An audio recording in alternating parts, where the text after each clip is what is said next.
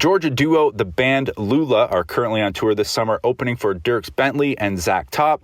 So I'm thrilled to be joined by Malachi and Logan on the Swamp podcast today. Guys, how's it going? Good. We're happy to be here. Yeah, happy to have you. So we're chatting just hours before you're about to perform on Budweiser Stage in Toronto. So you've been on Canadian soil now for a couple days, and you had a day off yesterday, June 11th. But instead of resting and putting your feet up, you guys decided to host a happy hour show at Sky Yard at the Drake in Toronto. So how did that go? It was great. Yeah, we just got to meet some very friendly and welcoming faces here in Toronto. And before we did that, we met with our extended family at Warner Records Canada, and yeah, we just went around, saw the town. It was a great day. Got to explore a little bit. It's really beautiful. It's my very first time in Canada, so it's been quite a fun couple of days. We visited the music store, about some harmonicas. Oh, right on guitars I didn't know how to play. Do you have to work those in, or will you bring them on stage with you tonight in Toronto? Oh, the harmonicas? I might play one tonight. You never know. So tell me a little bit of your backstory. So you guys are from North Georgia, and welcome to Canada, being your first time in Canada. That's amazing. But you're longtime friends. How did the Band Loula come together? So Malachi and I have been friends for quite some time. We've been friends for over half our lives now. We just sang together some in church and grew up together, just kind of being friends. And Malachi was very musical. I was able to watch him kind of start his solo career and gig around our hometown. And I kept my musical abilities kind of just restricted to church. And we ended up doing a couple YouTube videos together back in 2018. Figured out we had some magic there. And after a few years of that, we just started getting some calls to play weddings and farmers markets and this and that, and just thought, why don't we just start writing songs together and see what happens? And it very quickly caught the attention of others and went from being something that was just kind of fun to something that became kind of the rest of our lives. So that's kind of how it started, but it just started out with just a friendship. We were 14 years old. What was that moment for you guys that, hey, it's time to drop everything else and focus on this? I think we both just were able to put all the pieces together, and we saw a clear path forward, things that she had learned in marketing and photography and all her experience in that, combined with the experience that I had learned and, watched in the music industry. And we found that we had that creative magic together, and all of our family and friends in our hometown came together we had just so much support in our hometown that it really felt like we had a lot of great support that wasn't just, I don't know, maybe sympathy support or whatever, it was right. Genuine. There was a genuine buzz, and we noticed it, and so we just decided to go all in. Love hearing those stories when it just naturally comes together. But now, with your latest release, people can stream it online. Can't Please Them All, which came out just a couple weeks ago. When you listen to the tune, you can hear that chemistry when you guys are singing together. It's very natural with your harmonizing.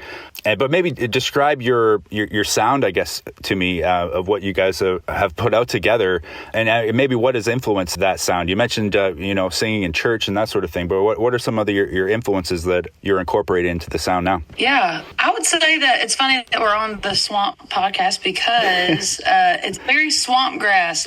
We've thought of that last year and it kind of has stuck. But as far as influences go, I was just telling someone yesterday that typically when people think of us or they hear our show for the first time, they bring up the Civil Wars, which was a big inspiration for us starting out.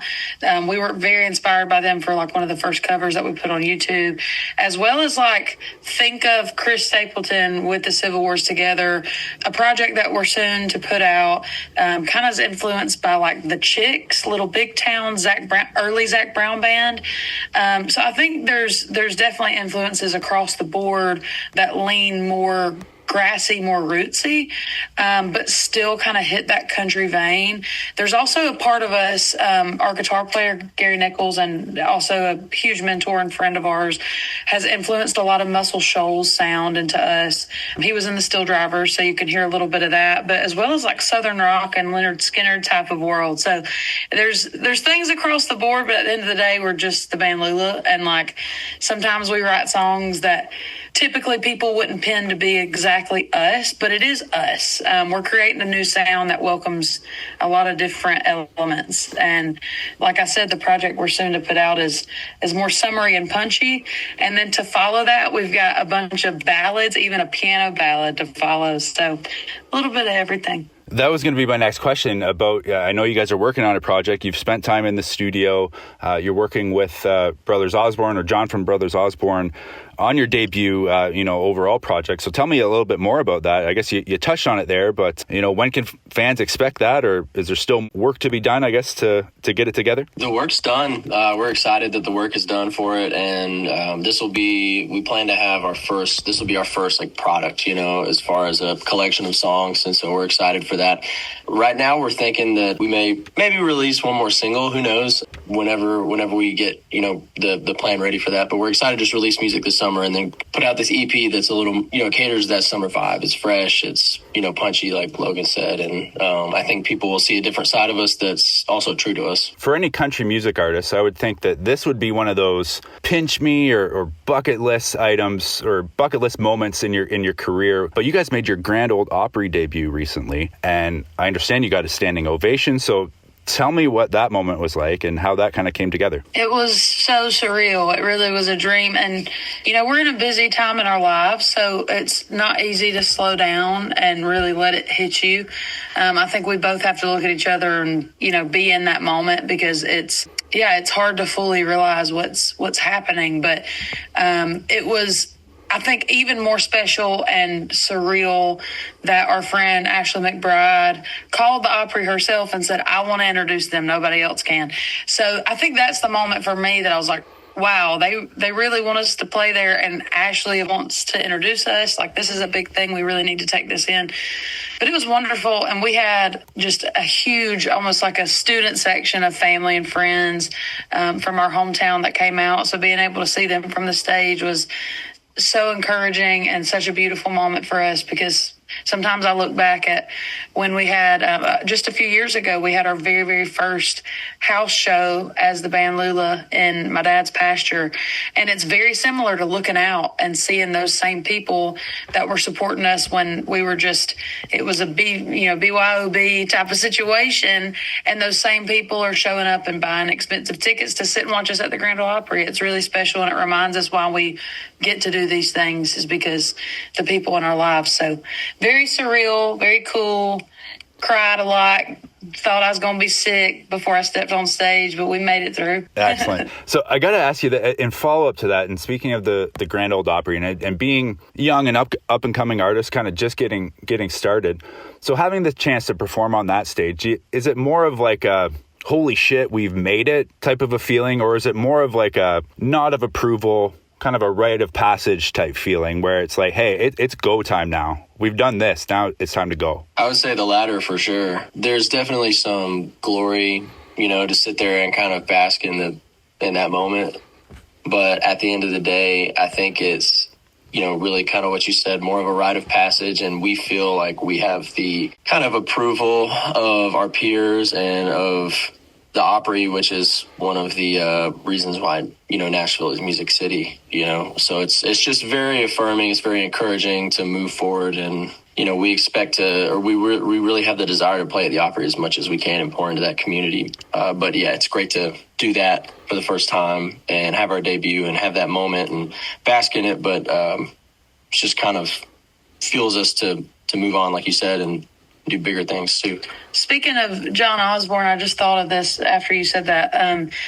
When we first met him, we wrote with his wife, Lucy, and we met him at his house. We had just finished to write.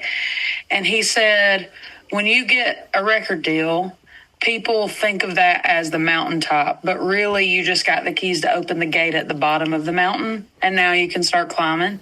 And I think of that with everything now. Like, it's hard to see artists have a milestone and they're like, look, guys, look at me. I did this. I made it, instead of saying there's like so much more work to be done. Because I think we always think, even when we get the biggest of opportunities, number one, you have to be grateful. You have to be thankful.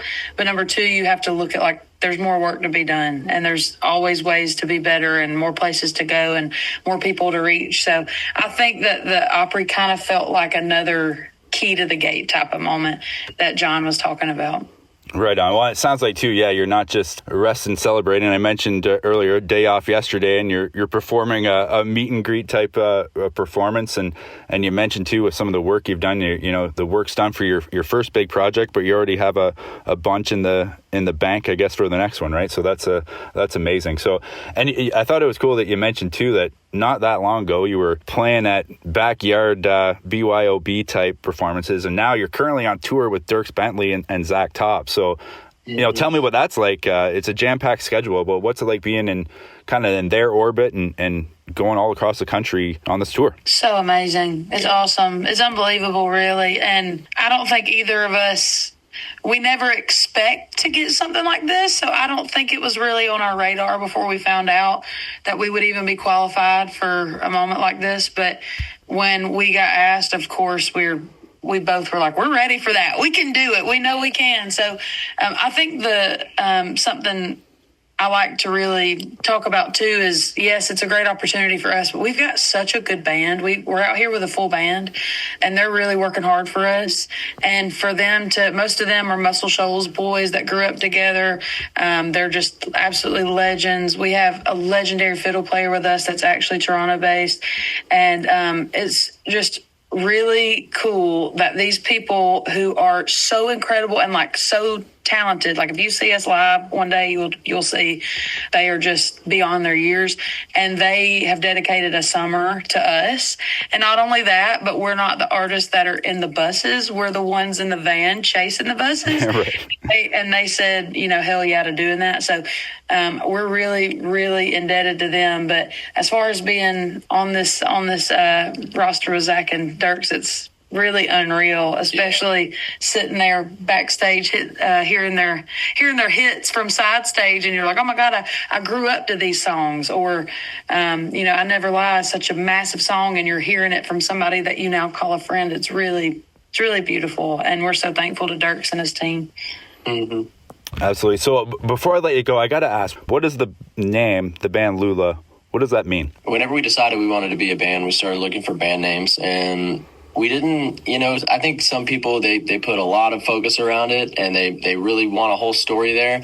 And we did want a bit of a story, but we also just wanted something to fit what we were doing. And so we landed on the Band Loula because Loula, Georgia is a very small town within the area that we both grew up, but it's the town that she grew up in. And we wanted a name that, one, fit the vibe creatively that we were going for, but really ultimately, we talked about this yesterday with someone that we wanted some accountability from our hometown to stay true to who we are and to stay true to what we write about, which is we try to write about things that are from our personal experiences in lives and in our life. And it's just a good reminder every day that we're doing this for where we came from and for our roots and everything like that. So the Band Loula L-U-L-A is a small town. Yeah, it's in Hall County. Yeah, and then Hall County, Banks County. And then we just spell it a little different. So L-U-L-A is the town, and then we spell it L-O-U-L-A. Well, you said you weren't looking for a really big story with it, but I thought that was an excellent story to go with the band name. Oh, thanks. Malachi thought of it. It was really cool. The day that he brought it to me, I guess I had to be 5 years ago or so.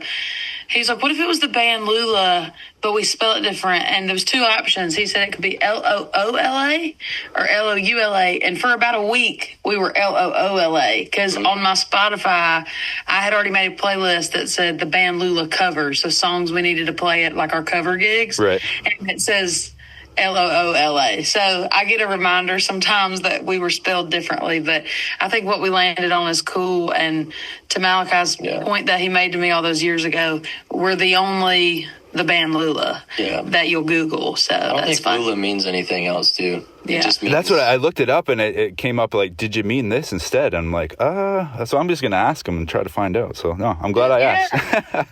But right on, guys. Well, again, the Band Loula on tour with Dierks Bentley and Zach Top, performing all over the United States this summer before wrapping up on August 30th. One of our favorite amphitheaters, actually, Clarkson, Michigan, Pine Knob.